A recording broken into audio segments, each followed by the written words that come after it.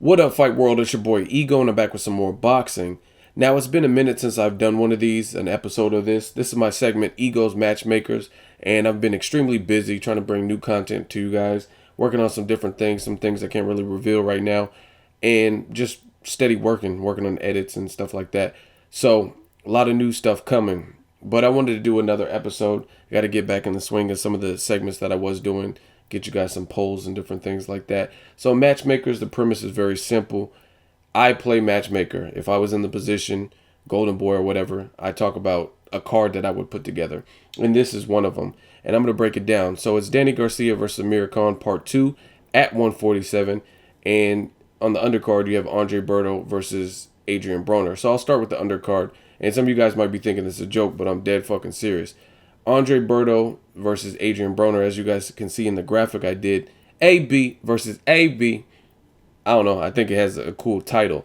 Now, the reason I would want to see this fight is because both fighters are athletic. Both fighters are the fighters who kind of fell from Graceland, and they were supposed to be that dude. You know what I mean? They're heralded as like the next big thing. You know what I'm saying? HBO spent a lot of energy on Andre Berto, pumping him up. And, you know what I mean? He was fighting the Zibics and shit like that. And they spent a lot of effort endorsing him. He was even on this TV show with the rappers. I forgot, Nelly and them and people like that.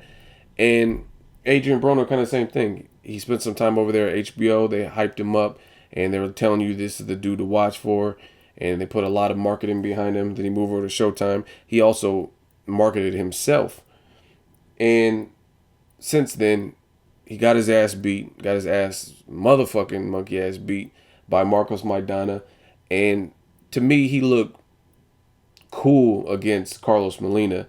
I didn't think it was anything exceptional. I didn't see anything that Broner did. There were spots where he let his hands go and he put together some impressive combinations, but I just wasn't overall impressed. Like when I seen the fight in its entirety, it was kind of boring.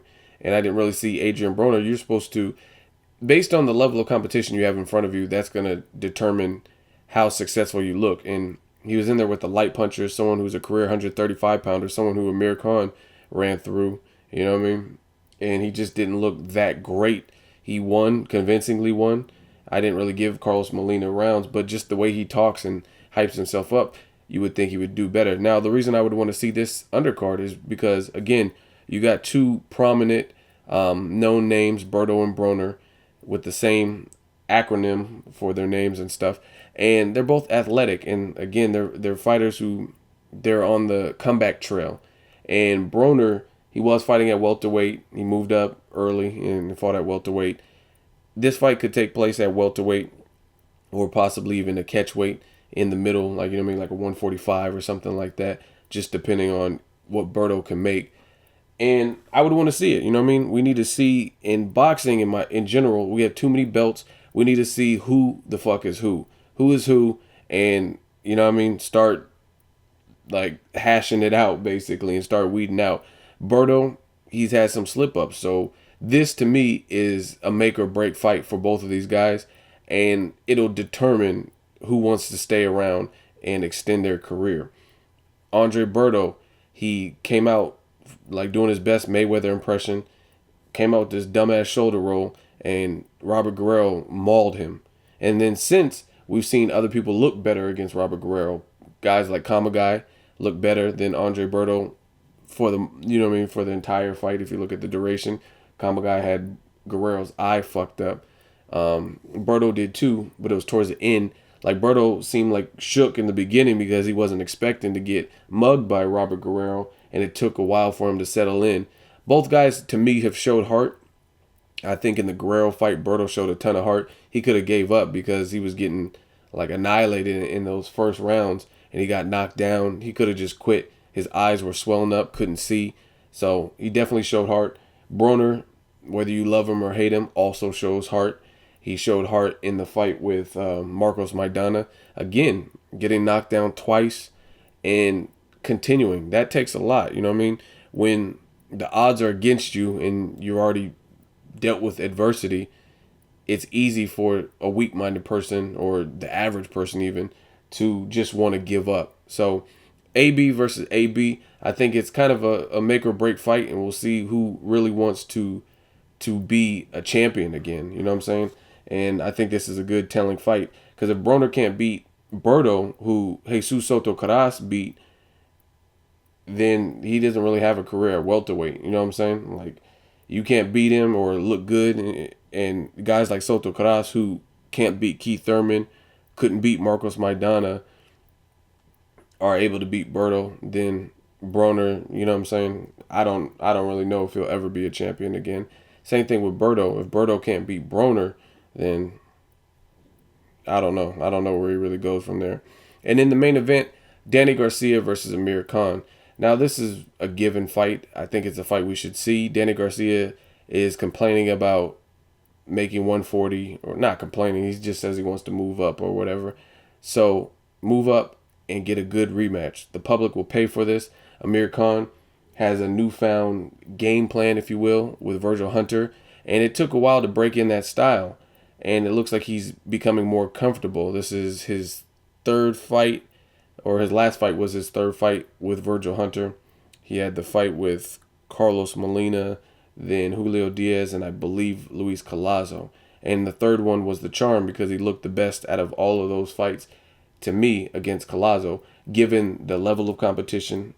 Collazo's been in there with names like Hatton and Berto, and he knocked him down 3 times. You know what I mean? In the Carlos Molina fight, he looked good, but this was a guy coming up in weight. So I think he looked his sharpest probably against Luis Collazo because that was a more formidable opponent who had been acclimated to the welterweight division longer than Amir Khan, and he moved up in weight and did all that, knocked him down 3 times. He looked sharp.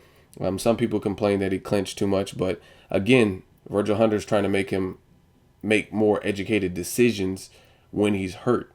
Now, I think Amir Khan having a glass chin, I think is overstated. I don't think he has a granite chin at all. You know what I'm saying? I think he is susceptible to shots, like especially hooks. Danny Garcia showed that.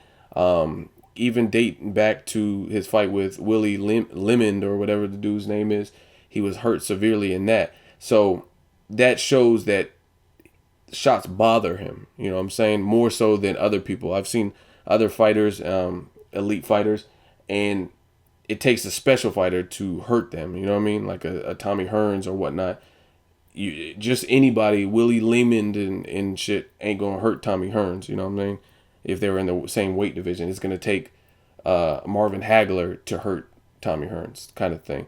So I don't think he has a glass chin, but I don't think he has the toughest chin either. You know what I mean? So it's kind of somewhere in the middle.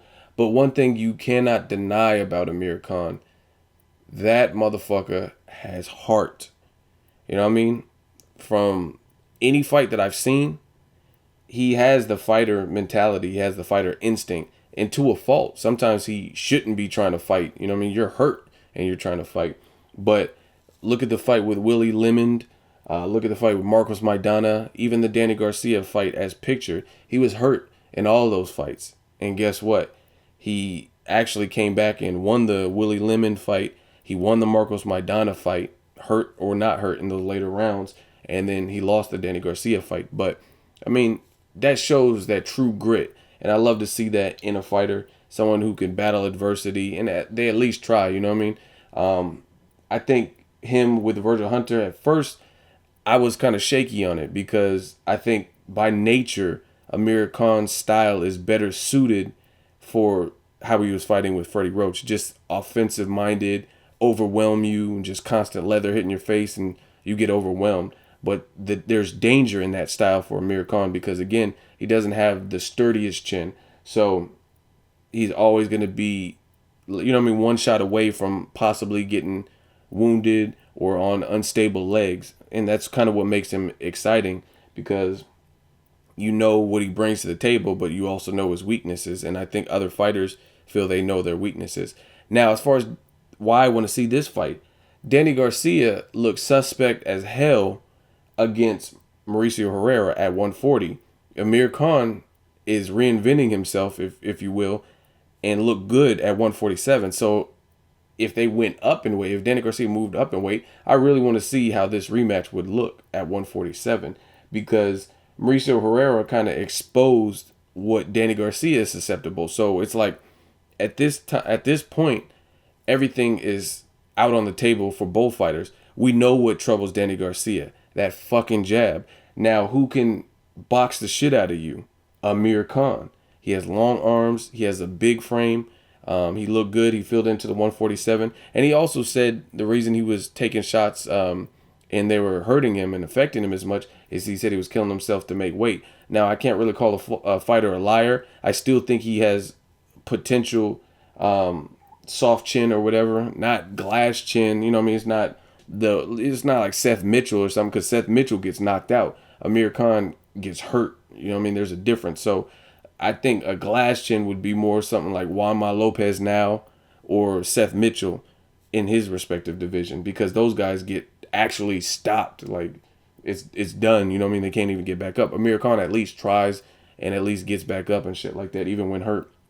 So it's an interesting fight for me, because like I said, I don't care what anyone says. It's not because I interviewed Mauricio Herrera. I would say the same thing if I interviewed Danny Garcia. He lost to Mauricio Herrera. I really feel that way. And I think despite what they're telling the public, his own camp, his father, his team, they feel he lost that. And an indication that they feel he lost that fight with Mauricio Herrera is who they're selecting as a comeback opponent. You got other good champions or good fighters in your division.